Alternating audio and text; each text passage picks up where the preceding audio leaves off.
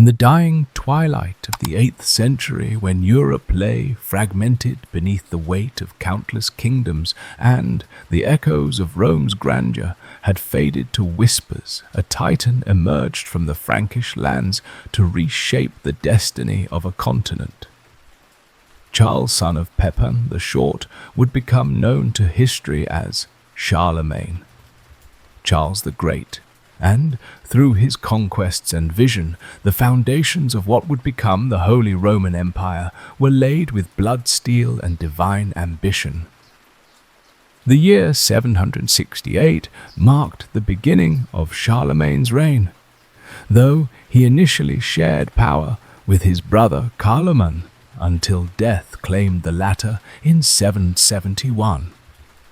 From that moment, Charles stood alone as master of the Frankish realm, his eyes already turning toward the horizon, where Saxon warriors danced around their pagan fires, and Lombard kings plotted in their Italian strongholds. The young king possessed not merely the warrior's thirst for conquest, but the statesman's understanding that true power lay not in temporary victories, but in the creation of lasting institutions that could outlive mortal flesh.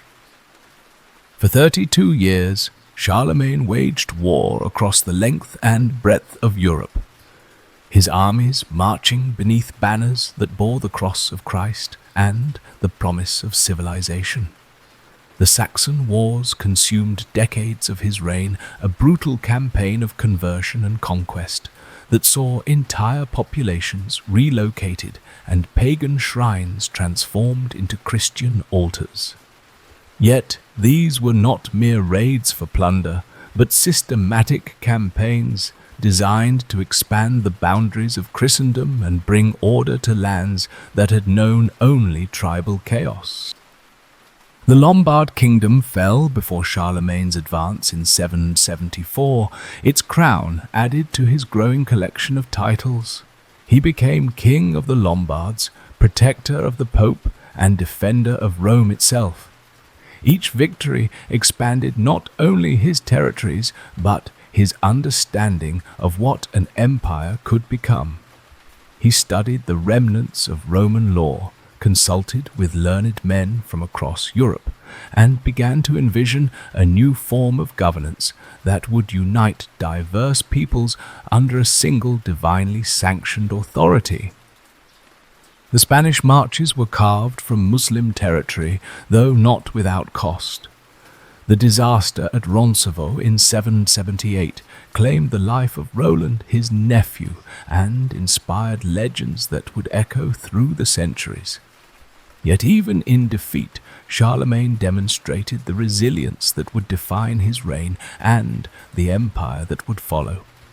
He learned from setbacks, adapted his strategies, and never allowed temporary reversals to diminish his ultimate objectives. By the year 800, Charlemagne ruled territories that stretched from the Pyrenees to the Elbe, from the North Sea to the Mediterranean. His court at Aachen had become a center of learning and culture, attracting scholars, artists, and theologians from across the known world. The Carolingian Renaissance was already beginning to flower, bringing literacy and learning to regions that had languished in ignorance since Rome's fall. It was in this context of unprecedented power and cultural achievement that Pope Leo III found himself facing a crisis that would alter the course of European history. Accused of various crimes by Roman nobles and driven from the city in 799, the Pope fled to Charlemagne's court, seeking protection and justice. The Frankish king's response revealed both his political acumen and his deep understanding of the symbolic power that lay within his grasp. He restored Leo to his papal throne, but the price of this restoration would be a crown that had not been worn by any Western ruler for more than 3 centuries. Christmas Day, 800, dawned crisp and clear. In Rome, the Eternal City, preparing for the most momentous ceremony it had witnessed since the last emperors walked its streets. as Charlemagne knelt in prayer before the altar of St. Peter's Basilica, surrounded by Frankish nobles and Roman clergy, few could have imagined the implications of what was about to unfold. The Pope, perhaps acting on impulse, or perhaps following a carefully orchestrated plan, placed upon the head of the Frankish king a golden crown and proclaimed him Emperor of the Romans. The congregation erupted in acclamation, their voices echoing through the ancient basilica as they hailed their new emperor. Yet Charlemagne himself appeared surprised, even displeased by the papal initiative. His chronicler, Einhard, would later claim that the king declared he would not have entered the church that day had he known what the Pope intended. Whether genuine surprise or political theatre, this reaction revealed Charlemagne's acute awareness that accepting the imperial title carried implications far beyond mere ceremonial grandeur. The coronation of 800 marked not merely the revival of the Western Empire, but the beginning of a complex relationship between imperial and papal authority that would define European politics for centuries to come. Charlemagne had become something new, neither a mere barbarian king nor a simple restoration of Roman Caesars, but the creator of a hybrid institution that combined Frankish military prowess, Roman legal traditions, and Christian divine sanction into a unique form of governance. In the years that followed his coronation, Charlemagne worked tirelessly to give substance to his imperial title.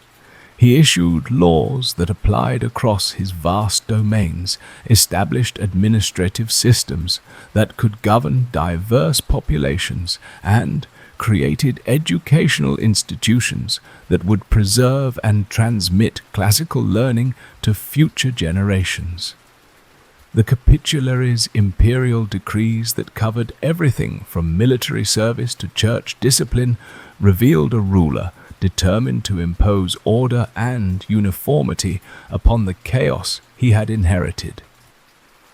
The empire that Charlemagne forged through conquest and crowned with papal blessing required more than military might to sustain it, demanded the creation of entirely new systems of governance, education, and cultural identity.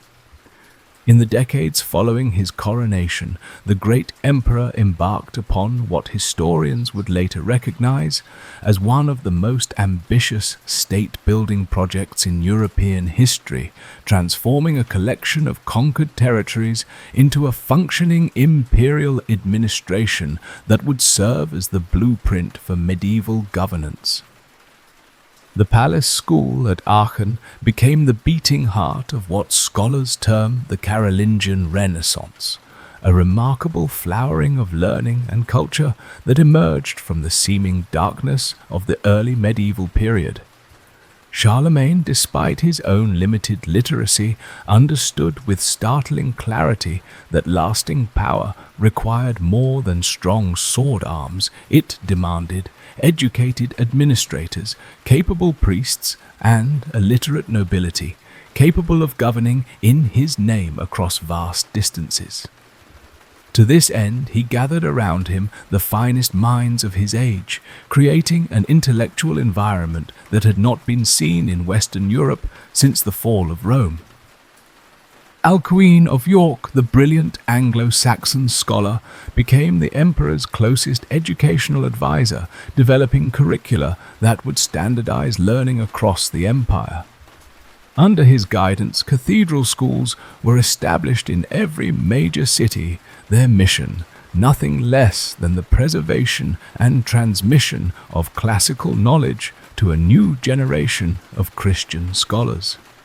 The development of Carolingian minuscule, a revolutionary script that made texts far more legible and accessible, represented just one aspect of this broader educational revolution that would echo through the centuries. Yet, even as Charlemagne labored to create lasting institutions, the fundamental tensions within his creation were already becoming apparent. The empire was too vast, too culturally diverse, and too dependent upon the personal authority of a single extraordinary individual to survive unchanged. The emperor himself recognized this challenge, spending his final years attempting to create systems that could function without his direct oversight. The Divisio Regnorum of 806 outlined his plans for dividing the empire among his sons, revealing both his pragmatic understanding of political reality and his hope that imperial unity might somehow be preserved even after his death. When death finally claimed Charlemagne in 814, at the age of 72, he left behind an empire that stretched across most of Western Europe and a legacy that would inspire rulers for generations to come. His son, Louis the Pious, inherited not merely territories and titles, but the immense challenge of maintaining unity among populations that had been held together primarily by the force of his father's personality and the success of his armies. Louis, for all his genuine piety and administrative competence, lacked his father's charismatic authority and military genius. The reign of Louis the Pious revealed the inherent fragility of the Carolingian system. While the new emperor attempted to maintain his father's policies and even achieved some notable successes, particularly in his relations with the church and his efforts to codify imperial law, he faced mounting challenges from ambitious nobles, restless populations, and his own sons, who chafed under imperial authority and dreamed of ruling their own kingdoms. The Great Rebellion of 830, when Louis's sons rose against him in alliance with dissatisfied nobles, marked the beginning of the end for Carolingian unity. The Treaty of Verdun in 843 formalized what had become inevitable, the division of Charlemagne's empire among his grandsons. Charles the Bald received the western portion, which would evolve into France. Louis the German took the eastern territories that would become the foundation of the German kingdom, and Lothair the Great retained the imperial title along with a narrow strip of territory running from Italy to the North Sea. This division, while politically necessary, effectively ended the dream of a unified Western Empire that Charlemagne had worked so hard to create. Yet the imperial ideal did not die with the Treaty of Verdun. In the Eastern Kingdom, Louis the German and his successors maintained stronger central authority than their Western counterparts, preserving many of the administrative and military innovations that had made Carolingian rule effective. The German nobility, faced with constant threats from Magyar raiders and Slavic tribes, recognized the value of unified command and centralized authority in ways that their French cousins, protected by greater geographical barriers, did not. The final collapse of Carolingian authority in the Eastern Kingdom came with the death of Louis the Child in 911, ending the direct line of Charlemagne's descendants. The German nobles, faced with the choice between accepting a weak claimant from the Western Kingdom or electing one of their own, chose the latter path. Conrad I of Franconia became king, but his reign revealed the limitations of purely elective monarchy. Without the legitimacy of Carolingian blood or the military success that had sustained earlier rulers, Conrad struggled to maintain authority over the great duchies that had emerged as the real power centers in post-Carolingian Germany. It was in this context of fragmented authority and constant warfare that Henry the Fowler emerged as Duke of Saxony and ultimately as the founder of what would become known as the Ottonian dynasty. Henry's election as king in 919 marked a turning point in German history, though few could have recognized it at the time. Unlike his predecessors, Henry possessed both the military skill necessary to defend the kingdom against external threats and the political acumen required to manage the competing ambitions of the German dukes. Henry's greatest achievement lay not in any single victory, but in his systematic approach to rebuilding royal authority. He fortified the eastern frontier against Magyar incursions, created a network of fortified towns that could serve as bases for both defense and administration, and gradually expanded royal influence through a combination of military success, diplomatic marriages, and careful manipulation of church appointments. Most importantly, he prepared the ground for his son Otto, ensuring that the succession would proceed smoothly and that the new king would inherit not merely a title, but effective power over a reunified German kingdom. The death of Henry the Fowler in 936 marked the end of one era and the beginning of another. His son Otto would inherit a kingdom that, while still fragmented and threatened by external enemies, possessed the institutional foundations necessary to support renewed imperial ambitions. The stage was set for the revival of the Western Empire, though in a form that would prove quite different from Charlemagne's creation. The coronation of Otto in Aachen Cathedral on August the 7th, 936, marked not merely the succession of one king to another, but the beginning of a dynasty that would fundamentally reshape the relationship between Germany, Italy, and the imperial ideal that had lain dormant since the collapse of Carolingian unity.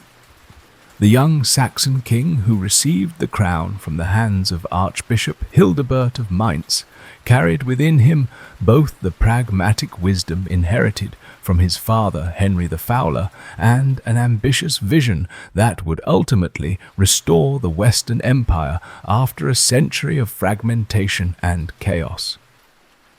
Otto's early reign tested every aspect of his character and political skill, as the great dukes who had accepted his father's authority proved far less willing to submit to the untested son. The rebellion of 938 to 939 saw his own brother Henry conspire with the dukes of Franconia and Bavaria in an attempt to overthrow the new king, revealing the fragility of royal authority and the constant threat posed by aristocratic ambition. Yet Otto's response to this crisis demonstrated the qualities that would define his entire reign. He combined military decisiveness with political magnanimity, crushing the rebellion through superior strategy and leadership, while offering reconciliation to those who submitted. The victory over the internal rebels established Otto's domestic authority, but it was his triumph over external enemies that truly secured his reputation and created the foundation for imperial renewal. The Magyar threat, which had terrorized Central Europe for decades, reached its climax during Otto's reign as these skilled horsemen launched increasingly bold raids deep into German territory. The king's response revealed both his strategic acumen and his understanding that defeating such an enemy required more than traditional feudal levies. It demanded professional military organization and innovative tactical approaches. The Battle of Lechfeld on August the 10th, 955, stands as one of the most decisive victories in medieval European history, though its significance extends far beyond the immediate military outcome.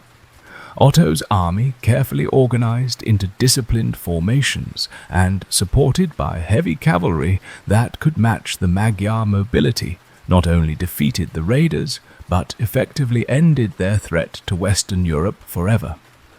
The psychological impact of this victory resonated across the continent, establishing Otto as the premier Christian warrior and defender of Christendom against pagan threats.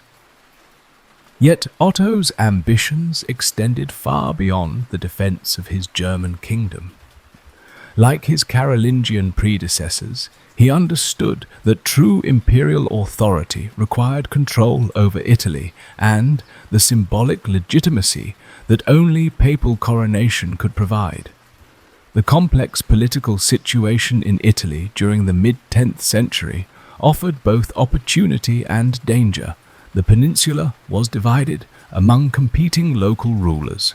The papacy was controlled by powerful Roman families, and Byzantine influence remained strong in the south. Any German intervention would require careful planning and sustained commitment. The first Italian expedition of 951 emerged from Otto's decision to claim the Lombard crown through his marriage to Adelaide, widow of King Lothair of Italy. This campaign revealed both the king's growing confidence and his sophisticated understanding of how marriage diplomacy could serve imperial ambitions. By securing the Lombard throne through legitimate inheritance rather than mere conquest, Otto demonstrated that he sought to rule Italy as a rightful sovereign rather than a foreign occupier. However, the true test of Otto's imperial ambitions came with his second Italian expedition, launched in response to Pope John XII's desperate plea for protection against Berengar II of Ivrea, who had effectively seized control of much of northern Italy.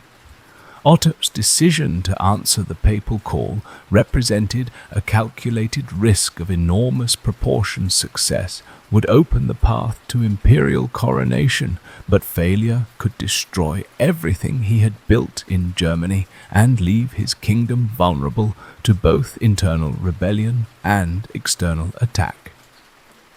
The campaign of 961-962 unfolded with the methodical precision that characterized all of Otto's major undertakings. His army advanced through the Alpine passes in perfect order, swept aside Berengar's forces with minimal resistance, and occupied Rome itself before the end of 961.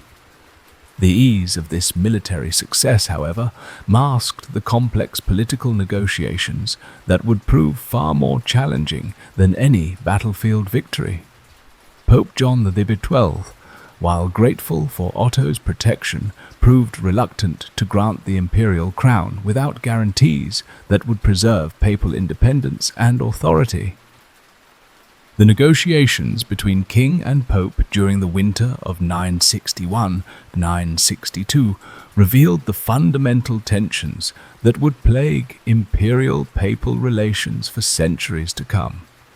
Otto demanded recognition as protector of the Church and supreme temporal authority in Christendom, while John XII sought to maintain papal sovereignty and limit imperial interference in ecclesiastical affairs. The resulting agreements, formalized in the Diploma Ottonianum, represented a careful balance of competing claims that satisfied neither party completely, but provided sufficient basis for the imperial coronation to proceed. February 2nd, 962 dawned cold and clear. In Rome, the ancient city preparing once again to witness the creation of an emperor. As Otto knelt before the altar of St. Peter's Basilica, surrounded by German nobles and Roman clergy, the weight of history pressed down upon the assembled congregation. Pope John XII, placing the golden crown upon the Saxon king's head, spoke the words that had not been heard in the West for generations. Otto, by the grace of God, Emperor of the Romans. The acclamation that followed echoed through the basilica and across Europe, announcing the revival of an institution that many had believed dead forever. Yet the new emperor understood that his coronation represented not an end, but a beginning. The restoration of imperial dignity required the creation of effective institutions that could govern the complex relationship between Germany, Italy, and the universal church. Otto's immediate challenge lay in establishing his authority over a pope who had granted him the crown reluctantly, and who clearly intended to maintain papal independence despite imperial claims to supreme authority in Christendom. The conflict with John XII erupted almost immediately after the coronation, as the Pope began plotting with Berengar II and even contacted Byzantine representatives in an attempt to limit imperial power. Otto's response revealed both his political skill and his determination to make imperial authority meaningful rather than merely ceremonial. He convened a synod in Rome that deposed John XII for immoral conduct and elected a replacement, Leo VIII, who proved more amenable to imperial direction. This dramatic assertion of imperial authority over the papacy established precedents that would echo through centuries of medieval politics, though it also created lasting tensions between temporal and spiritual power that would eventually contribute to some of the most bitter conflicts in European history. Otto had succeeded in reviving the Western Empire, but the price of that success included commitments and responsibilities that would test his successor's abilities to maintain both German royal authority and Italian imperial control. The establishment of imperial supremacy over the papacy marked only the beginning of Otto I's efforts to create a functioning imperial system that could govern the complex relationship between his German homeland and his Italian territories. The emperor understood that lasting control required more than military victories, and papal submissions. It demanded the creation of administrative structures, the cultivation of loyal supporters, and the careful balance of competing interests that could easily destroy everything he had accomplished if mismanaged. Otto's approach to governing his expanded empire revealed the sophisticated political mind that had already transformed him from a German king into a European emperor. Rather than attempting to rule Italy directly from Germany, he established a system of trusted representatives who could exercise imperial authority in his absence, while maintaining the flexibility to respond to local conditions and crises. The appointment of German bishops and abbots to key Italian positions served the dual purpose of ensuring loyalty to the imperial cause, while providing capable administrators who understood both German organizational methods and Italian political realities. The emperor's religious policy demonstrated particular brilliance in its recognition that the church could serve as the backbone of imperial administration across cultural and linguistic boundaries. Unlike secular nobles, whose loyalty might waver based on immediate self-interest or family connections, ecclesiastical appointees owed their positions entirely to imperial favor and could be relied upon to support imperial policies even when those policies conflicted with local preferences. This system, which historians term the Ottonian church system, would become one of the most distinctive features of the Holy Roman Empire and a source of both strength and eventual weakness. The death of Otto III in 973 marked the end of an era, though the emperor had prepared carefully for the succession by having his son Otto II crowned as co-emperor several years earlier. The transition proceeded smoothly, a testament to the institutional foundations the first Otto had established, though the new emperor would face challenges that would test every aspect of his inheritance. Otto II possessed his father's military skill and political intelligence, but he also inherited a more complex set of problems that required different solutions than those that had served the empire's founder. The reign of Otto II witnessed the empire's most ambitious expansion since Charlemagne, as the young emperor sought to extend imperial control into southern Italy and challenge Byzantine dominance in the Mediterranean. This southward expansion represented both the logical culmination of Ottonian imperial ambitions and a dangerous overextension of resources that would ultimately prove impossible to sustain. The emperor's marriage to the Byzantine princess Theophanu in 972 had seemed to promise a new era of cooperation between East and West. But the reality proved far more complicated than diplomatic negotiations had suggested. The Great Southern Expedition of 982 ended in disaster at the Battle of Stylo, where Otto II's army suffered a crushing defeat at the hands of Muslim forces allied with Byzantine interests. The emperor himself barely escaped with his life, and the defeat effectively ended imperial expansion in southern Italy, while raising serious questions about the viability of Otto's ambitious foreign policies. More seriously, news of the defeat encouraged rebellions in both Germany and northern Italy, as enemies of imperial authority recognized that the emperor's military reputation had suffered irreparable damage. Otto II's death in 983, at the age of only 28, created a succession crisis that threatened to destroy everything the Ottonian dynasty had achieved.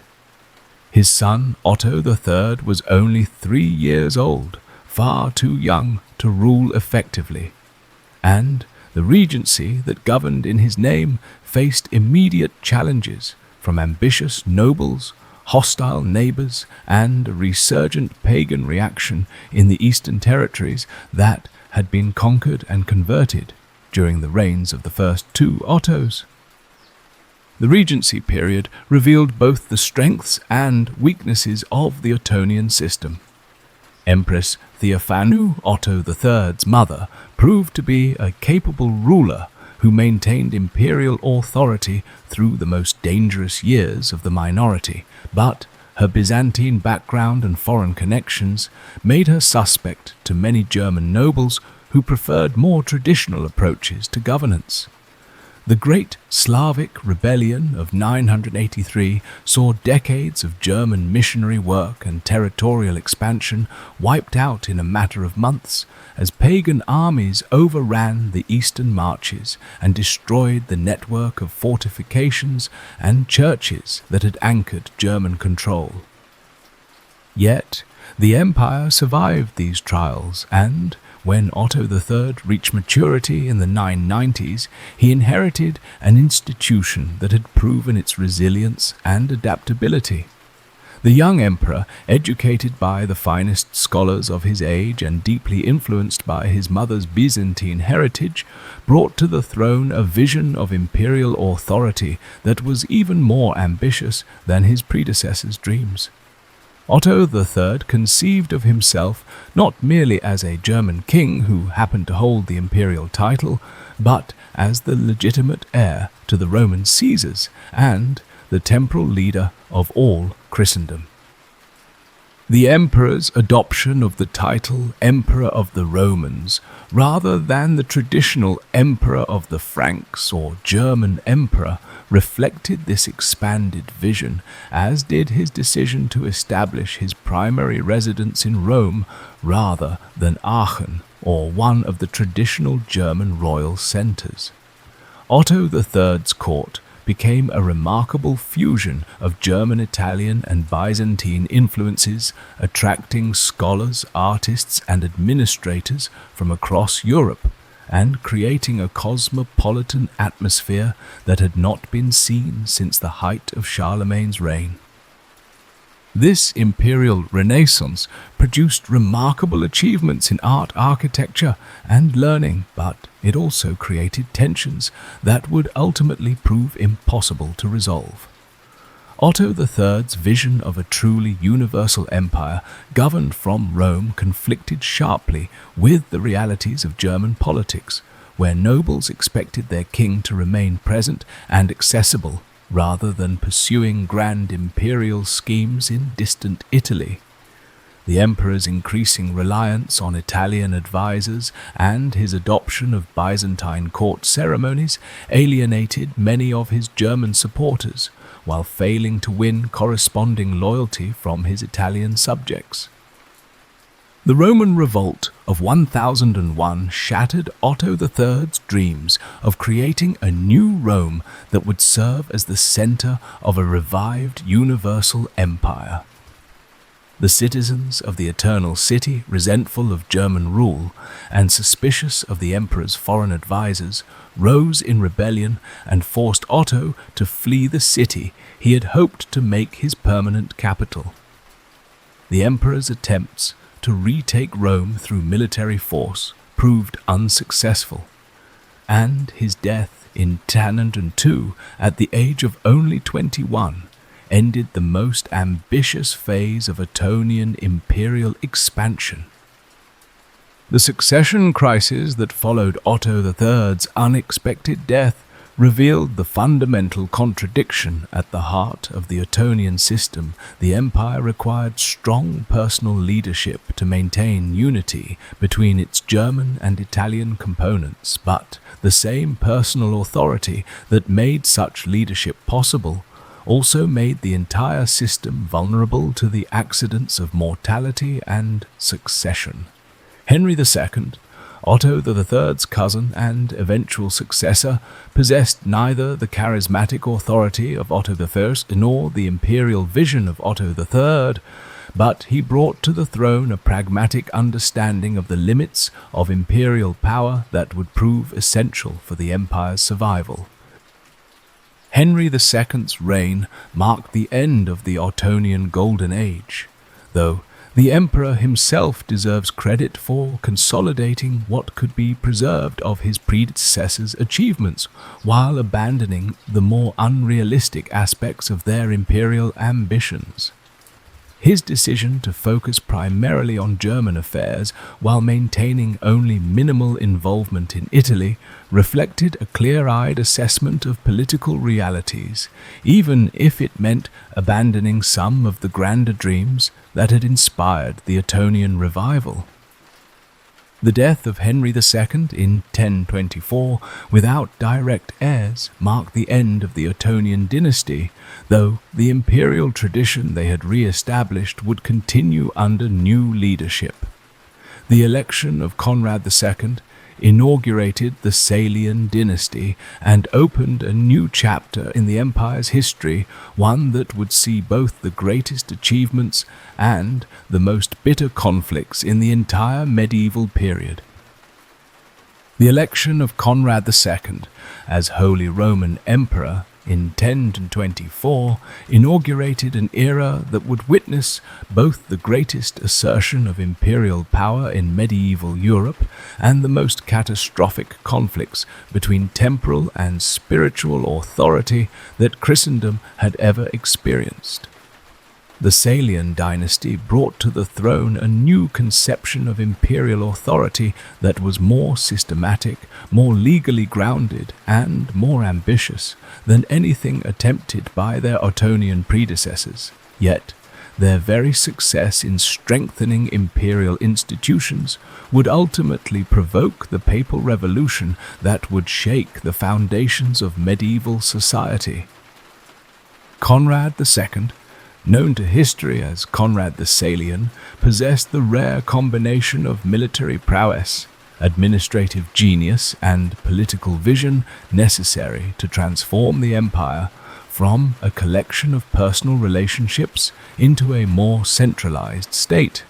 His approach to governance revealed sophisticated understanding of how law, custom, and force could be combined to create lasting authority over the diverse populations and territories that comprised the Holy Roman Empire. The emperor's great achievement lay not in any single dramatic victory, but in the patient construction of institutional frameworks that could function effectively whether he was present in Germany, campaigning in Italy, or negotiating with hostile neighbors. The emperor's Italian policies demonstrated particular brilliance in their recognition that effective imperial control required more than occasional military expeditions led by German kings who remained fundamentally foreign to Italian political culture. Conrad established permanent imperial representatives in key Italian cities, created a network of loyal supporters among the Italian nobility, and, most importantly, began the systematic integration of Italian territorial law with imperial legal traditions. This legal unification, while never completely achieved, represented the first serious attempt since Charlemagne to create genuinely universal institutions that could govern the empire's diverse populations under a single coherent system. Conrad's reign also witnessed the first systematic efforts to define the relationship between imperial authority and the emerging feudal structures that were transforming European society. The Constitutio de Feudis of 1037, which guaranteed inheritance rights for minor feudal tenants, revealed the emperor's understanding that imperial power could be strengthened rather than weakened by supporting smaller nobles against the pretensions of the great dukes and counts who had traditionally dominated medieval politics. This policy created a new class of imperial supporters who owed their security directly to imperial protection rather than to local magnates. The death of Conrad II in 1039 brought to the throne his son Henry III, whose reign would mark both the zenith of medieval imperial power and the beginning of the Great Crisis that would ultimately transform the relationship between church and state throughout Europe. Henry III inherited an empire that was more unified, more efficiently administered and more internationally respected than at any time since Charlemagne. Yet, he also inherited the contradictions and tensions that his father's success had created within the imperial system. Henry III's conception of imperial authority represented the logical culmination of Salian political theory, embodying a vision of the emperor as God's vice-regent on earth, with authority over both temporal and spiritual affairs. This theocratic imperialism found its most dramatic expression in the emperor's intervention in papal politics during the 1040s, when he deposed 3 competing claimants to the papal throne and appointed a series of German popes who were expected to serve imperial rather than purely ecclesiastical interests. The Synod of Sutri in 1046 demonstrated the full extent of imperial control over the Church, as Henry III exercised authority that no temporal ruler had claimed since the days of the Byzantine emperors. Yet this very success in establishing imperial supremacy over the papacy contained the seeds of future conflict, as it provoked a reaction within the Church that would ultimately challenge the entire basis of imperial authority. The appointment of Pope Leo IX in 1049 marked the beginning of what historians term the Papal Reform movement. Though few contemporaries could have anticipated the revolutionary implications of what initially appeared to be simply another imperial nominee, accepting his assigned role within the established system. Leo IX and his successors brought to the papacy a new conception of spiritual authority that was fundamentally incompatible with the Salian vision of imperial supremacy. Drawing upon ancient canonical traditions and patristic texts that had been largely ignored during the centuries of imperial domination, these reform popes began to articulate a theory of papal authority that claimed not merely independence from temporal control, but actual supremacy over all earthly rulers in matters touching upon spiritual welfare and moral conduct. The death of Henry III in 1056 created the succession crisis that the papal reformers had been waiting for, as the new emperor, Henry IV, was only 6 years old and required a regency that inevitably weakened imperial authority at the crucial moment when papal ambitions were reaching their most aggressive phase. The minority government, dominated by the emperor's mother, Agnes of Poitou, lacked both the political skill and the military resources necessary to maintain the level of imperial control over the church that Henry III had established. The election of Hildebrand as Pope Gregory VII in 1073 marked the beginning of the most sustained and bitter conflict between imperial and papal authority in medieval history. Gregory VII brought to the papal throne not merely reformed religious ideals, but a comprehensive political program designed to establish papal supremacy over all temporal rulers and to create a theocratic system with the Pope as the ultimate earthly authority. The Dictatus Papae, issued in 1075, represented the most radical assertion of papal power ever formulated, claiming the right to depose emperors, release subjects from their oaths of allegiance, and exercise final judgment over all political as well as religious questions. The immediate cause of the investiture controversy lay in Gregory VII's prohibition of lay investiture, the traditional practice by which temporal rulers appointed bishops and abbots and invested them with the symbols of their spiritual authority. For the Salian emperors, control over ecclesiastical appointments represented an essential element of imperial administration, as bishops and abbots served not merely as spiritual leaders, but as the backbone of imperial government throughout the empire. The papal demand that this system be abandoned threatened to destroy the entire basis of imperial authority and reduce the emperor to the status of a mere local king. Henry IV's initial response to the papal challenge revealed both the strengths and weaknesses of the imperial position. The young emperor possessed the legal authority, military resources, and theoretical justification necessary to resist papal pretensions. But he lacked the political skill and personal charisma required to maintain unity among his supporters during a prolonged conflict with an institution that commanded widespread popular respect and loyalty.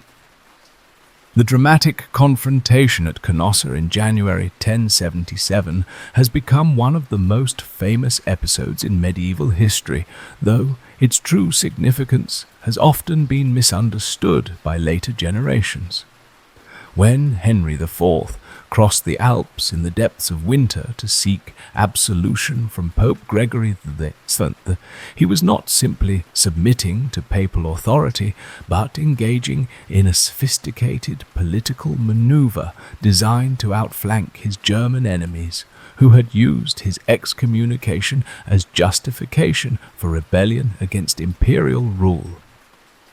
The 3 days that Henry spent barefoot in the snow outside the castle of Canossa, waiting for papal forgiveness, represented not the triumph of spiritual over temporal authority, but the climax of a complex political game, in which both emperor and pope were seeking to maximize their advantages in a struggle that neither could afford to lose completely. Gregory VII's eventual decision to grant absolution revealed his recognition that refusing the emperor's penance would create a martyr and potentially unite all of Henry's enemies behind him, while Henry's willingness to endure public humiliation demonstrated his understanding that temporary submission was preferable to permanent political defeat. Yet the reconciliation at Canossa proved to be merely a temporary truce in a conflict that had acquired its own momentum and would continue to devastate both imperial and papal authority for generations to come. Henry IV's return to Germany with papal absolution did indeed undermine his domestic enemies, but it also established precedents for papal intervention in imperial politics that would prove impossible to reverse. The emperor had saved his throne, but only at the cost of acknowledging papal claims that fundamentally challenged the basis of imperial sovereignty. The restoration of Henry IV's imperial authority following Canossa proved to be a Pyrrhic victory that solved none of the fundamental conflicts underlying the investiture controversy, while creating new sources of tension that would plague the empire for decades to come. The emperor's renewed confidence led him to pursue increasingly aggressive policies against both his domestic enemies and papal authority, culminating in his march on Rome in 1084 and the installation of Clement III as an anti-pope in direct opposition to Gregory VII's claims to legitimate papal authority. The siege and capture of Rome in 1084 represented the high water mark of Salian imperial power. Yet it also revealed the hollow nature of that apparent triumph. Henry IV's ability to occupy the Eternal City and install his chosen pope demonstrated the continued military superiority of imperial forces. But his reliance on Norman allies and his inability to win genuine popular support among the Roman population showed that imperial authority rested increasingly on force rather than legitimate consent. When Robert Guiscard's Norman army arrived to rescue Gregory VII, their brutal sack of Rome turned the population against the papal cause, while simultaneously discrediting imperial claims to be the protector of Christian civilization. The death of Gregory VII in exile at Salerno in 1085 might have been expected to end the great conflict, but instead it merely inaugurated a new phase of the struggle, as both sides had committed too much to accept compromise. The papal reformers, now led by Urban II, possessed both the institutional framework and the ideological momentum necessary to continue their challenge to imperial supremacy, while Henry IV had staked his entire reign on the principle that imperial authority derived directly from God and could not be subjected to papal oversight or control. Urban II's proclamation of the First Crusade in 1095 represented a masterstroke of papal policy that simultaneously advanced the reform agenda and outflanked imperial opposition. By positioning himself as the leader of armed Christendom against the Muslim threat, Urban claimed a level of spiritual authority that transcended traditional boundaries between temporal and ecclesiastical jurisdiction. The enthusiastic response to the crusading call demonstrated that papal claims to moral leadership resonated far more deeply with popular sentiment than imperial assertions of legal supremacy. The emperor's inability to prevent or control the crusading movement revealed the extent to which papal authority had already eclipsed imperial influence in matters that touched upon religious enthusiasm and popular devotion. Henry IV's attempts to organize his own expedition to the Holy Land founded on the practical difficulties created by ongoing conflicts with papal supporters in Germany and Italy, while the success of the papal-sponsored First Crusade enhanced ecclesiastical prestige throughout Europe. The final phase of Henry IV's reign witnessed the complete breakdown of the imperial system that the Salian dynasty had worked so hard to construct. The emperor's conflicts with his own sons, particularly the future Henry V, revealed that even within the imperial family, the strains created by the investiture controversy had destroyed traditional bonds of loyalty and obedience. When Henry V rebelled against his father in alliance with papal supporters, the spectacle of an imperial prince seeking ecclesiastical support against his own father demonstrated how thoroughly the traditional order had been subverted. Henry IV's death in 1106, alone and abandoned by nearly all his former supporters, marked the end of an era in imperial history. The last Salian emperor had begun his reign as the most powerful ruler in Europe, commanding resources and authority that his predecessors could barely have imagined, yet he died as a broken old man whose own son had turned against him in alliance with his papal enemies. The tragedy of Henry IV lay not in any personal failings, but in his inability to reconcile the competing claims of an imperial system that had become internally contradictory. Henry V's accession to the imperial throne in 1106 represented a new generation's attempt to resolve the conflicts that had destroyed his father, though the new emperor discovered that the problems he inherited were far more complex than they had appeared from the perspective of a rebellious prince. The younger Henry possessed both the political flexibility and the diplomatic skill that his father had lacked, but the fundamental contradictions between imperial and papal claims had acquired a momentum that made genuine resolution increasingly difficult to achieve. The emperor's initial attempts to reach accommodation with Pope Paschal II, founded on the same issues that had destroyed his father's relationship with Gregory VII. Both sides had invested too much in their competing visions of Christian society to accept compromises that would have required abandoning core principles. Henry IV's willingness to negotiate demonstrated his pragmatic recognition that the empire could not sustain an indefinite conflict with the Church, but Paschal II's demands for complete imperial submission to papal authority in all ecclesiastical matters proved equally unacceptable to imperial supporters. The dramatic events of 1111, when Henry V imprisoned Pope Paschal II and forced him to grant imperial coronation and recognition of lay investiture rights, revealed both the continued potential of imperial military power and its ultimate limitations in resolving spiritual conflicts. The emperor's ability to coerce papal submission demonstrated that force remained a viable option in imperial-papal relations. But the widespread condemnation that followed this action showed that such methods created more problems than they solved.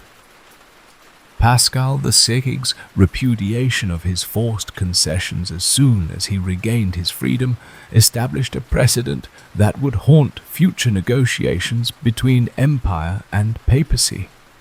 If agreements made under duress could be unilaterally annulled on grounds of ecclesiastical principle, then no negotiated settlement could be considered permanent or binding. This development effectively made the investiture controversy into a zero-sum conflict in which one side or the other would have to achieve complete victory. The Concordat of Worms in 1122 finally brought the investiture controversy to a formal conclusion, though the agreement represented exhaustion rather than resolution of the underlying conflicts. Henry V and Pope Calixtus II agreed to a complex compromise that distinguished between the spiritual and temporal aspects of episcopal appointment, allowing the emperor to retain influence over the selection process while acknowledging papal authority over the ceremonial investiture with spiritual symbols. Yet this carefully crafted settlement failed to address the broader questions about the relationship between temporal and spiritual authority that had given the investiture controversy its explosive character. Both sides could claim partial victory. The papacy had successfully challenged imperial supremacy over the church, while the empire had preserved essential elements of its traditional authority over ecclesiastical appointments. However, neither side had achieved its maximum objectives, and the compromise contained ambiguities that would generate new conflicts in future generations. The death of Henry V in 1125, without direct heirs, marked the end of the Salian dynasty and opened a new chapter in imperial history. The election of Lothair III inaugurated a period of renewed imperial-papal cooperation, but this cooperation was built upon papal confidence that the Great Crisis had permanently weakened imperial authority and established ecclesiastical independence. The empire that emerged from the investiture controversy was fundamentally different from the institution that the Salians had inherited from their Ottonian predecessors, less centralized, less unified, and far more vulnerable to the centrifugal forces that would eventually transform it into a loose confederation of semi-independent territories. The long-term consequences of the investiture controversy extended far beyond the specific issues of ecclesiastical appointment and lay investiture that had provided its immediate cause. The conflict had established precedents for papal intervention in temporal affairs, legitimized resistance to imperial authority on religious grounds, and created institutional frameworks that would support centuries of future conflict between church and state throughout medieval Europe. The election of Lothair III in 1125 marked the beginning of a new era in imperial history. Though few contemporaries could have anticipated that this transition would ultimately lead to the most spectacular flowering of imperial power under the Hohenstaufen dynasty and, paradoxically, to the most complete destruction of imperial authority that medieval Europe would witness. The immediate aftermath of the investiture controversy had left the empire weakened and fragmented, its traditional institutions discredited, and its relationship with the papacy fundamentally altered. Yet within a generation, new imperial ambitions would emerge that would dwarf even the grandest dreams of the Salian emperors. Lothair III's reign revealed both the possibilities and limitations of imperial authority in the post-investiture era.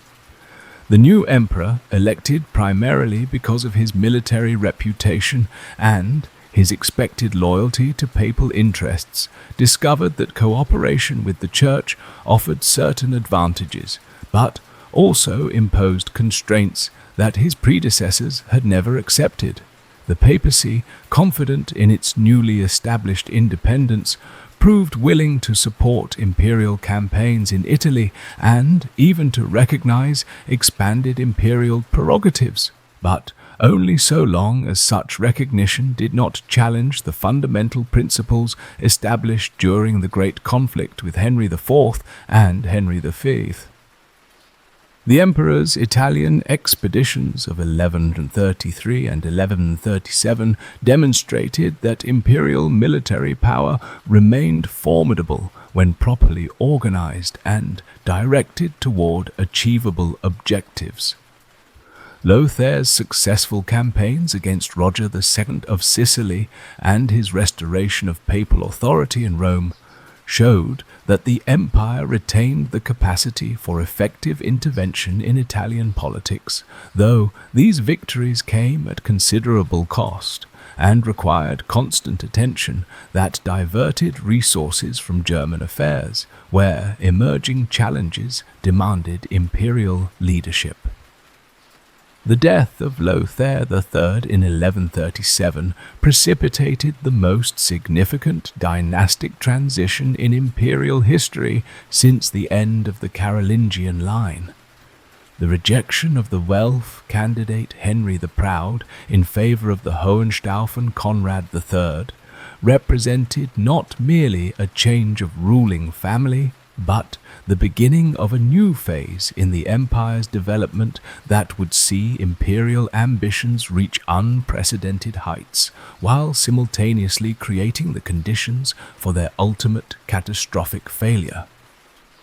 Conrad III brought to the imperial throne a vision of authority that combined traditional German royal prerogatives with newer concepts of universal monarchy derived from both classical sources and contemporary political theory.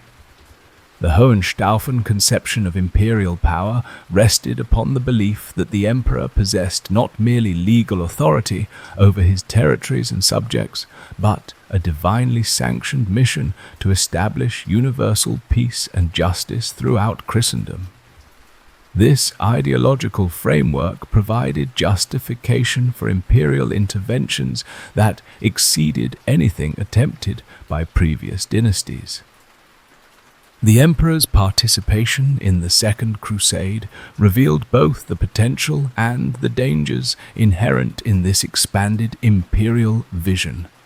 Conrad III's decision to take the cross and lead a major expedition to the Holy Land demonstrated imperial commitment to the broader interests of Christendom. But the disastrous outcome of the German crusading army's march through Anatolia showed that imperial resources were insufficient to support the universal responsibilities that imperial ideology claimed. The emperor's return to Germany in 1148, his army decimated and his reputation damaged, marked the beginning of a pattern that would characterize Hohenstaufen imperial policy: ambitious undertakings that exceeded available resources and created new enemies while failing to achieve their stated objectives. The domestic consequences of Conrad III's crusading failure proved even more significant than the immediate military disaster. The emperor's prolonged absence from Germany allowed regional conflicts to intensify and provided opportunities for ambitious nobles to expand their authority at imperial expense. The civil war between Welfs and Hohenstaufens, temporarily suspended during the crusading preparations, resumed with renewed intensity as both sides sought to exploit imperial weakness for their own advantage. Conrad III's death in 1152 brought to the throne his nephew Frederick, whose reign would mark both the zenith of medieval imperial power and the beginning of its ultimate destruction. Frederick I, known to history as Barbarossa, possessed the rare combination of military genius, political vision, and personal charisma necessary to transform imperial ambitions into practical achievements, yet his very success in strengthening imperial institutions would ultimately provoke the coalition of enemies that would destroy Hohenstaufen power forever. The new emperor's approach to imperial governance revealed sophisticated understanding of the complex challenges facing the empire in the mid-12th century. Frederick recognized that effective imperial authority required not merely military superiority, but the creation of legal, administrative, and ideological frameworks that could legitimize imperial intervention in the increasingly complex political systems that had emerged throughout Europe during the previous century of conflict and development. The Diet of Roncaglia in 1158 represented the most systematic attempt in medieval history to define the legal basis of imperial authority and to establish practical mechanisms for its implementation. Frederick's legal experts, drawing upon newly rediscovered Roman law texts and contemporary jurisprudential theory, articulated a comprehensive theory of imperial sovereignty that claimed unprecedented authority over all aspects of political, economic, and social life within the empire.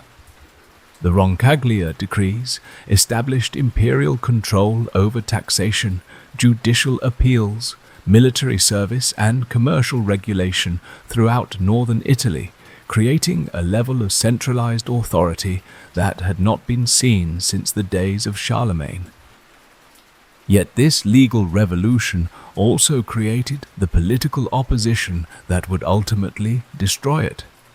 The Lombard cities, which had developed significant autonomy during the previous century of imperial weakness, responded to Frederick's assertion of direct imperial control by forming the Lombard League, a military and political alliance that could coordinate resistance to imperial policies while maintaining the appearance of loyalty to imperial authority. This development represented a new form of political organization that combined traditional urban independence with innovative concepts of collective security and mutual defense. The emperor's initial response to Lombard resistance revealed both his strategic brilliance and his ultimate limitations. Frederick's systematic campaigns against rebellious cities demonstrated superior military organization and tactical innovation, while his diplomatic efforts to divide the League showed sophisticated understanding of the political dynamics underlying urban resistance. The destruction of Milan in 1162 marked the apparent triumph of imperial authority as the most powerful Lombard city was razed to the ground and its population scattered as a warning to other potential rebels. However, this very success contained the seeds of future failure, as Frederick's harsh treatment of Milan created martyrs for the cause of urban independence, while demonstrating to other cities that submission to imperial authority offered no guarantee of security or prosperity. The emperor's attempt to govern northern Italy through appointed officials rather than traditional local institutions alienated even those cities that had initially supported imperial policies, creating a broad coalition of opposition that transcended traditional political boundaries. The papal dimension of Frederick's imperial policy proved even more complex and ultimately more destructive than his conflicts with the Lombard cities. The emperor's relationship with successive popes revealed the fundamental tensions between imperial claims to universal authority and papal assertions of spiritual supremacy that the investiture controversy had failed to resolve. Frederick's support for the imperial candidate Victor IV against the papal choice Alexander III transformed what might have been manageable political conflicts into a religious war that divided all of Europe between competing allegiances. The schism of 1159 to 1177 represented the most serious crisis in papal authority since the Great Western Schism, yet it also demonstrated the ultimate limitations of imperial power when confronted by determined ecclesiastical resistance, supported by widespread popular devotion. Frederick's inability to secure general recognition for his papal candidate revealed that imperial military superiority could not overcome the spiritual authority that the Reformed papacy had successfully established throughout Christendom. The Battle of Legnano on May 29, 1176, shattered Frederick Barbarossa's dreams of establishing direct imperial control over northern Italy and marked the beginning of the end for Hohenstaufen imperial ambitions. The emperor's crushing defeat at the hands of the Lombard League demonstrated that the military superiority that had carried imperial arms to victory in countless previous campaigns could be overcome by determined urban militias fighting for their independence on familiar terrain. More significantly, the battle revealed that Frederick's entire Italian policy had been based upon a fundamental miscalculation of the forces arrayed against imperial authority. The aftermath of Legnano forced Frederick to confront the harsh reality that his imperial vision exceeded the resources available to implement it effectively. The emperor's negotiations with Pope Alexander III at Venice in 1177 represented not merely a tactical retreat, but a strategic recognition that the Hohenstaufen Empire could not simultaneously maintain control over Germany, dominate Italy, and challenge papal authority throughout Christendom. The Peace of Venice required Frederick to abandon his anti-pope and recognize Alexander III's legitimacy, effectively ending the 18-year schism that had divided European Christianity. Yet Frederick's genius lay not in avoiding defeats, but in transforming them into opportunities for new forms of imperial authority. The Peace of Constance in 1183, which formally ended the conflict with the Lombard League, demonstrated the emperor's ability to salvage essential imperial prerogatives even from apparent catastrophe. While the treaty granted the Lombard cities significant autonomy in their internal affairs, it also established imperial overlordship and secured vital imperial revenues that would finance future Hohenstaufen ambitions. The emperor's decision to participate in the Third Crusade represented both the culmination of his career and the beginning of a new phase in imperial history.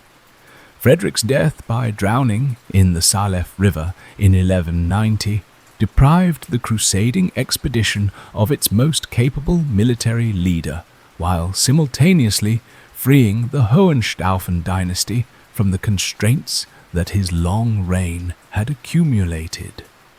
Henry VI, Frederick's son and successor, inherited an empire that was more powerful and more wealthy than ever before, but also one that faced unprecedented challenges from enemies who had learned to coordinate their opposition to imperial policies. Henry VI's reign marked the brief moment when Hohenstaufen power reached its absolute zenith as the emperor successfully combined his inherited German and Italian territories with the Sicilian kingdom acquired through his marriage to Constance the Norman heiress. This territorial expansion created an empire that stretched from the Baltic Sea to the Mediterranean and from the Rhine to the Strait of Messina, encompassing virtually all of Central Europe and representing the closest approximation to universal monarchy that medieval Europe would ever witness. The emperor's administrative innovations revealed sophisticated understanding of how diverse territories could be integrated into a functioning imperial system without destroying the local institutions that made effective governance possible. Henry VI's creation of a professional bureaucracy staffed by educated clerics and trained lawyers provided the institutional framework necessary to govern territories that differed radically in their legal traditions, economic structures, and political cultures. The introduction of standardized procedures for taxation, judicial appeals, and military recruitment created unprecedented levels of imperial efficiency and coordination. Yet this very success in creating effective imperial institutions also generated the opposition that would ultimately destroy them. The combination of German, Italian, and Sicilian territories under a single ruler alarmed every major power in Europe, as it threatened to create a hegemonic empire that could dominate the entire continent. Pope Celestine III, the French monarchy, the Byzantine Empire, and even the English kings recognized that Hohenstaufen's success posed fundamental threats to their own independence and security. Henry VI's death in 1197, at the age of only 32, precipitated the succession crisis that the emperor's enemies had been hoping for, as his heir, Frederick II, was only 3 years old and required a regency that inevitably weakened imperial authority. The civil war between Otto IV of Brunswick and Philip of Swabia that followed Henry's death effectively destroyed the administrative unity that the Hohenstaufens had worked so hard to create, while providing opportunities for papal intervention that would permanently alter the balance of power between empire and church. The election of Innocent III as pope in 1198 brought to the papal throne the most formidable opponent that imperial authority had ever faced.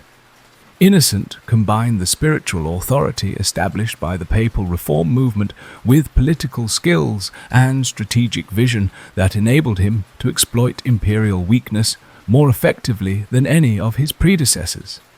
His intervention in the German succession dispute established precedents for papal involvement in imperial elections that would haunt the empire for centuries to come.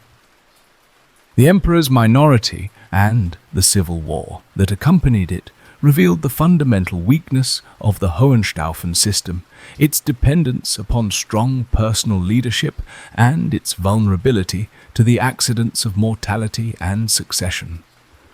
Otto IV's initial success in securing papal support and establishing control over much of Germany demonstrated that imperial authority could be rebuilt after catastrophic defeats.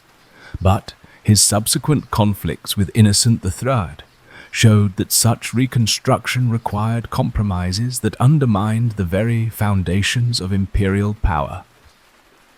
The Battle of Bouvines in 1214, where Otto IV suffered a crushing defeat as part of a coalition against the French monarchy, effectively ended his imperial prospects, while simultaneously demonstrating the new realities of European politics. The emergence of strong national monarchies in France and England had created power centers that could challenge imperial authority on equal terms, while the papal alliance with these monarchies provided the church with military resources that made ecclesiastical independence sustainable in the face of imperial opposition. Frederick II's eventual triumph in the German Civil War and his coronation as emperor in 1220 inaugurated the final phase of Hohenstaufen imperial history. The young emperor possessed both the intellectual brilliance and the political vision necessary to attempt one last restoration of imperial greatness. Yet he also inherited problems that had accumulated during 2 decades of civil war and papal intervention. His reign would witness the most spectacular achievements and the most catastrophic failures in the entire history of the Holy Roman Empire. Frederick II's conception of imperial authority represented a synthesis of all previous imperial traditions, combined with new ideas derived from his unique position as ruler of Sicily, where Norman Byzantine and Islamic influences had created governmental institutions far more sophisticated than anything available in Germany or northern Italy. The emperor's court at Palermo became the most cosmopolitan center of learning and culture in medieval Europe, attracting scholars, artists, and administrators from every corner of the known world. Yet, this very cosmopolitanism that made Frederick's court so brilliant also made it suspect to his German and Italian subjects, who increasingly viewed their emperor as a foreign ruler more interested in his Sicilian kingdom than in the traditional responsibilities of imperial leadership. The emperor's prolonged absences from Germany and his reliance on Sicilian advisors created resentments that his enemies could exploit, while undermining the personal relationships that remained essential for effective medieval governance. The renewed conflict with the papacy that dominated Frederick II's reign represented not merely a continuation of previous imperial papal disputes, but a fundamental clash between incompatible visions of how Christian society should be organized. Pope Gregory IX and his successors viewed Frederick's combination of territories and his claims to universal authority as threats to both ecclesiastical independence and the balance of power that preserved European stability, while Frederick regarded papal opposition as illegitimate interference with divinely sanctioned imperial prerogatives.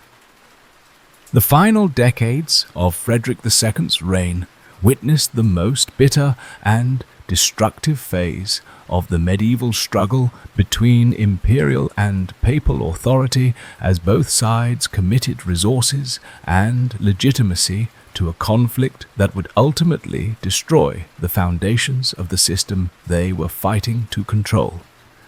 The emperor's excommunication by Pope Gregory IX in 1227, ostensibly for his delayed departure on crusade, marked the beginning of a quarter-century of warfare that would devastate Italy, undermine imperial authority in Germany, and establish precedents for papal intervention in temporal affairs that would permanently alter the balance of power in medieval Europe. Frederick's remarkable success in recovering Jerusalem through negotiation rather than warfare during his crusade of 1228 to 1229 demonstrated both his diplomatic genius and the futility of attempting to satisfy papal demands through conventional means. The emperor's peaceful acquisition of Christianity's holiest sites, achieved despite his excommunicated status and accomplished without the massive bloodshed that had characterized previous crusading expeditions, should have vindicated his policies and restored his reputation throughout Christendom.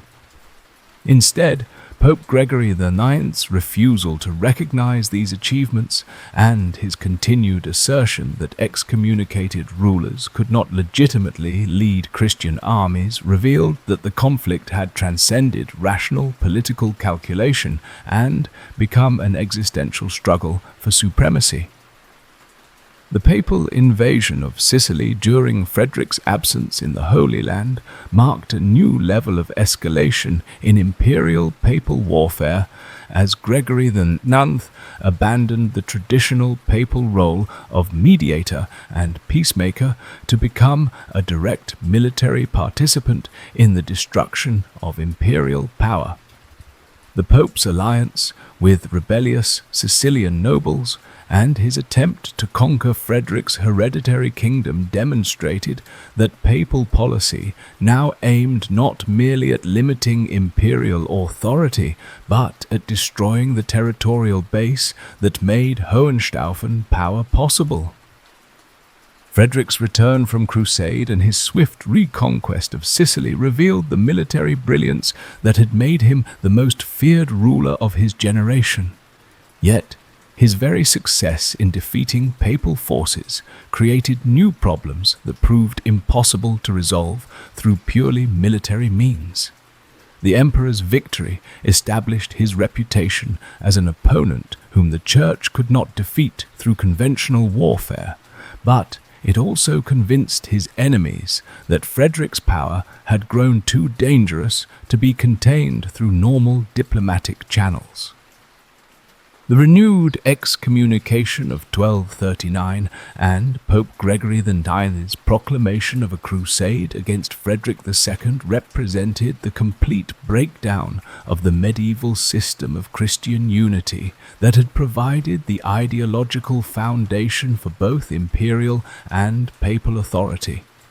When the successor of St. Peter declared holy war against the man who claimed to be God's vice-regent on earth, the fundamental assumptions underlying medieval political theory collapsed, leaving both institutions vulnerable to forces that neither could control or contain. Frederick's siege of Rome in 1240 to 1241 brought the conflict to its climax as the emperor's armies advanced to the very gates of the Eternal City, while Pope Gregory IX rallied the faithful for what both sides recognized as a final confrontation.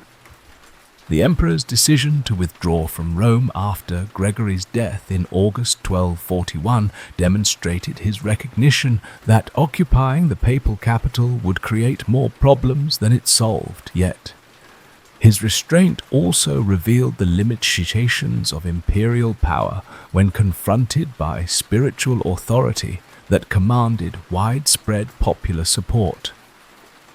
The election of Innocent IV in 1243 brought to the papal throne a canonist and politician whose legal brilliance and administrative skill exceeded even those of his formidable predecessor. Innocent's decision to flee to Lyon and establish a papal court in French territory created an unprecedented situation in which the head of the Universal Church operated as a refugee from imperial power while simultaneously claiming authority over the emperor who had driven him into exile. The Council of Lyon in 1245, which formally deposed Frederick II and declared him unfit to rule, represented the most radical assertion of papal supremacy in medieval history. Innocent IV's claim that the Pope possessed authority to remove emperors for cause effectively reversed the traditional relationship between temporal and spiritual power, while establishing precedents that would influence European political development for centuries to come. Yet the Council's decrees also revealed the ultimate limitations of papal authority, as Frederick's continued resistance demonstrated that spiritual censures could not automatically produce political compliance. The emperor's final years were consumed by a desperate struggle to preserve the Hohenstaufen inheritance for his successors while maintaining effective resistance to the papal-sponsored coalition that had formed against him throughout Europe. Frederick's death in 1250 at the castle of Fiorentino marked not merely the end of an extraordinary individual career, but the beginning of the final phase of Hohenstaufen destruction that would see the complete elimination of the dynasty that had dominated European politics for more than a century. Conrad IV's brief reign revealed both the resilience of imperial institutions and their ultimate vulnerability to sustained papal opposition supported by superior resources. The young king possessed his father's military skill and political intelligence, yet he inherited an impossible situation in which imperial authority was challenged simultaneously in Germany, Italy, and Sicily by enemies who had learned to coordinate their opposition effectively. His death in 1254, at the age of only 26, left the Hohenstaufen cause in the hands of his infant son Conradin, whose minority government could not provide the strong leadership necessary to resist the forces arrayed against imperial power. The Great Interregnum that followed the extinction of direct Hohenstaufen male succession in 1254 revealed the extent to which imperial authority had been weakened by decades of conflict with papal and other enemies. The absence of an undisputed emperor for nearly 2 decades allowed regional powers throughout the empire to assert independence, while foreign rulers intervened in German affairs with impunity. The papal policy of preventing the emergence of any strong imperial candidate succeeded in its immediate objective of eliminating Hohenstaufen threats, but it also created a power vacuum that ultimately weakened papal influence as well. The execution of Conradin in 1268, following his failed attempt to recover his Sicilian inheritance, marked the end of the Hohenstaufen dynasty and the conclusion of the most dramatic phase in the history of the Holy Roman Empire. The young prince's death on the scaffold in Naples, ordered by Charles of Anjou with papal approval, eliminated the last direct threat to the new order that had emerged from the ruins of Frederick II's empire. Yet it also created a martyr whose memory would inspire future challenges to papal temporal authority. The election of Rudolf of Habsburg as Holy Roman Emperor in 1273 inaugurated a new phase in imperial history, though the empire that Rudolf inherited bore little resemblance to the institution that the Hohenstaufens had attempted to create.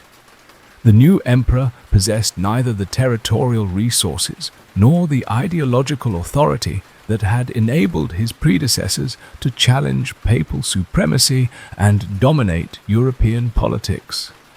Instead, he faced the more modest task of restoring minimal imperial unity and establishing dynastic succession within a greatly reduced sphere of effective authority.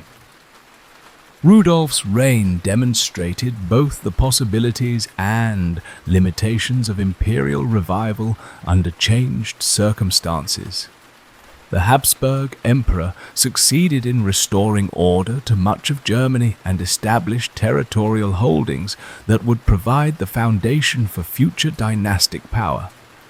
Yet, he also accepted limitations on imperial authority that would have been unthinkable to earlier rulers. His recognition of papal supremacy in spiritual matters and his abandonment of claims to direct control over Italy marked the effective end of universal imperial ambitions. The long-term consequences of the Hohenstaufen collapse extended far beyond the immediate political changes it produced. The destruction of strong imperial authority allowed the emergence of independent territorial states throughout Germany and Italy, creating the fragmented political landscape that would characterize Central Europe for centuries to come. The papal victory in the great medieval conflict between church and state established precedents for ecclesiastical intervention in temporal affairs that would influence European development until the Reformation and beyond. Yet, the papal triumph also contained the seeds of its own limitation, as the methods used to destroy Hohenstaufen power had damaged the spiritual authority upon which papal influence ultimately rested. The use of crusading indulgences for political purposes, the alliance with secular rulers against Christian emperors, and the general militarization of papal policy had compromised the Church's moral authority and created cynicism about ecclesiastical motives that would eventually contribute to the great crises of the later medieval period.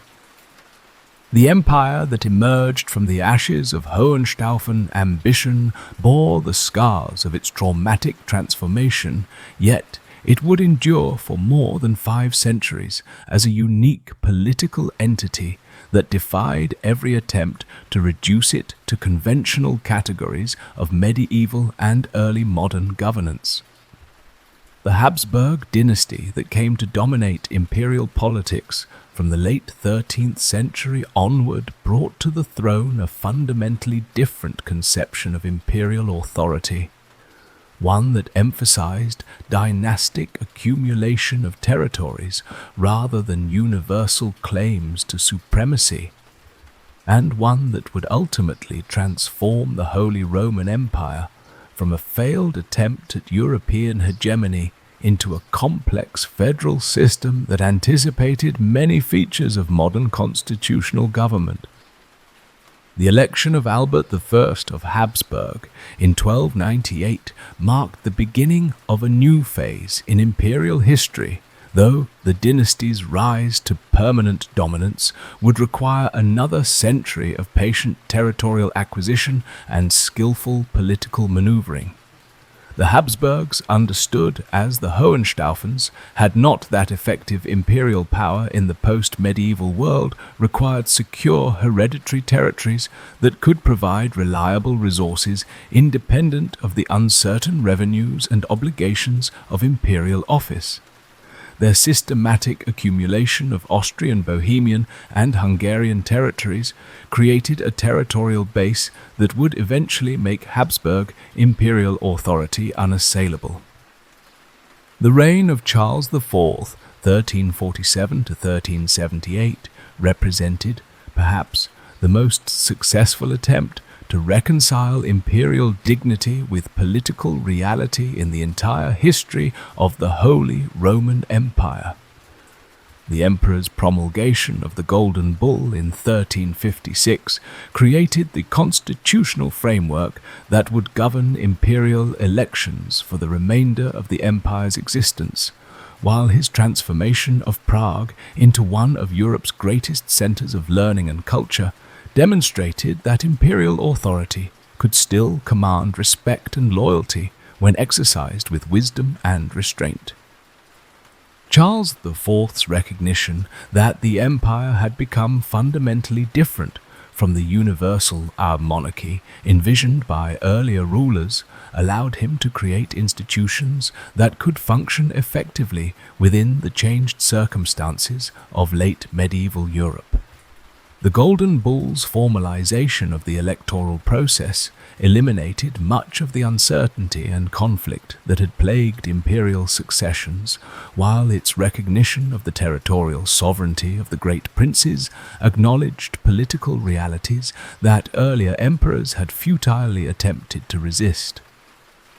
The Habsburg monopolization of the imperial title from 1438 onward transformed the Holy Roman Empire into something unprecedented in European history, a federal monarchy that combined the dignity and legitimacy of ancient imperial traditions with the practical governance structures necessary to manage territories that spanned from the Netherlands to Hungary and from Bohemia to northern Italy. This unique hybrid institution would prove remarkably durable, surviving religious wars, foreign invasions, and internal rebellions that destroyed more conventional monarchies throughout early modern Europe. The Reformation crisis of the 16th century tested every aspect of the imperial system as religious divisions threatened to destroy the unity that had survived political fragmentation and dynastic conflicts. Yet, the empire's federal structure, which had often appeared to be a source of weakness, proved to be its salvation during this period of unprecedented religious turmoil. The Peace of Augsburg in 1555 established the principle of cuius regio eius religio, allowing territorial rulers to determine the religious affiliation of their subjects while maintaining imperial unity despite fundamental theological disagreements.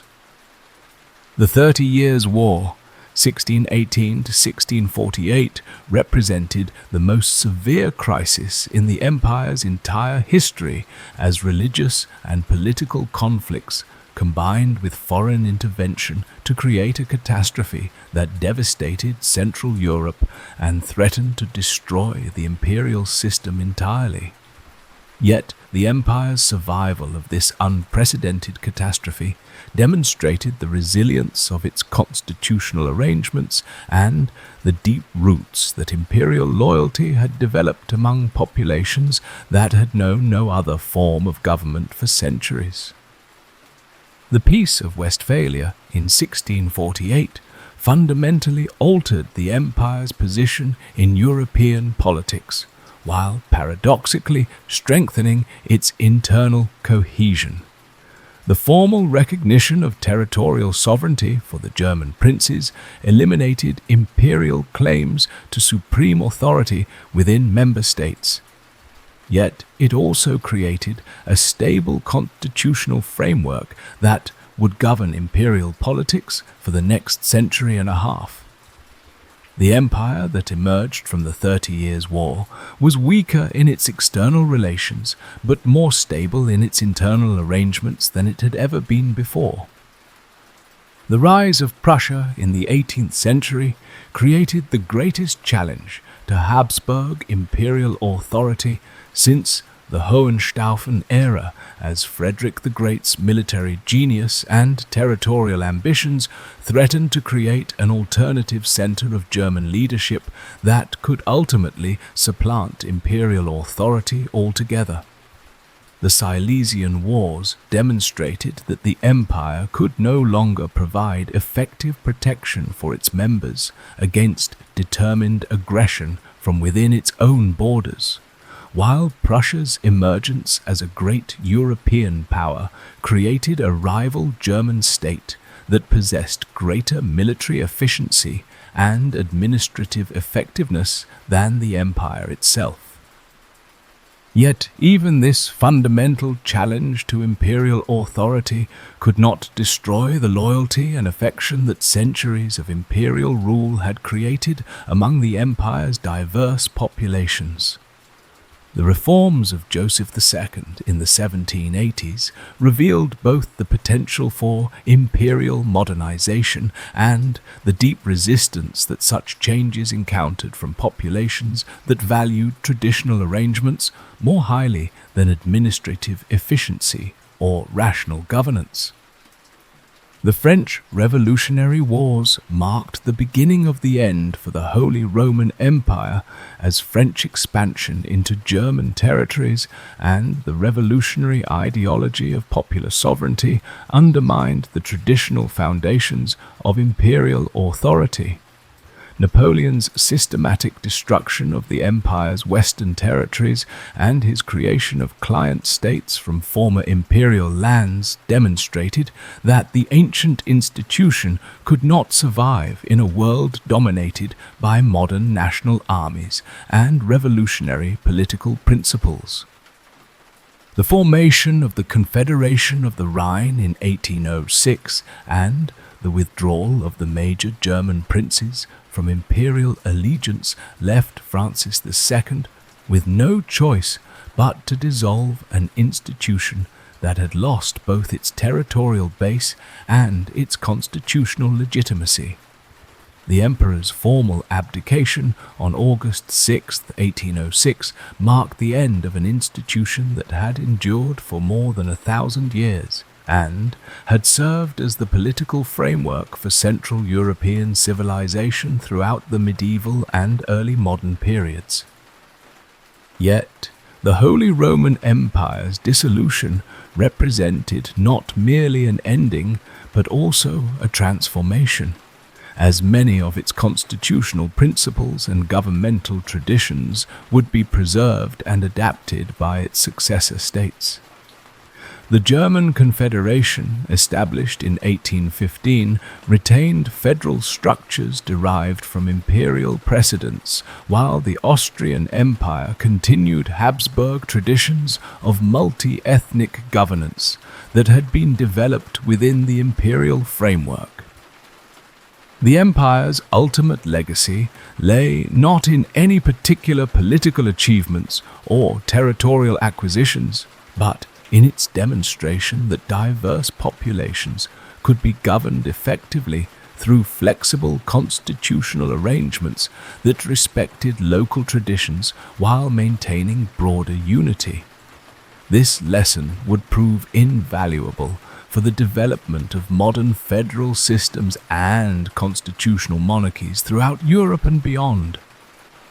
The Holy Roman Empire had begun with Charlemagne's vision of restored Roman greatness, and Christian unity had reached its zenith with the Hohenstaufen dreams of universal monarchy, and had ended with the Habsburg recognition that effective governance required accommodation with political realities rather than the pursuit of theoretical absolutes.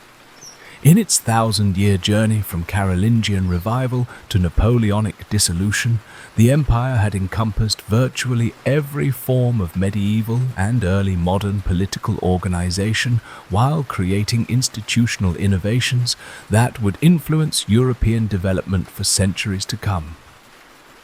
The empire's story was ultimately one of adaptation and survival rather than conquest and domination, of constitutional development rather than autocratic efficiency, and of unity achieved through diversity rather than uniformity imposed through force. These qualities, which had often made the empire appear weak or ineffective to contemporary observers, would prove to be its most enduring contributions to the political development of European civilization. Thus ended the Holy Roman Empire, not with the clash of armies or the triumph of enemies, but with the quiet recognition that its time had passed and that new forms of political organization were required for a new age. Yet its legacy lived on in the constitutional traditions, legal principles, and governmental institutions that it had created during its long journey through the centuries of European history.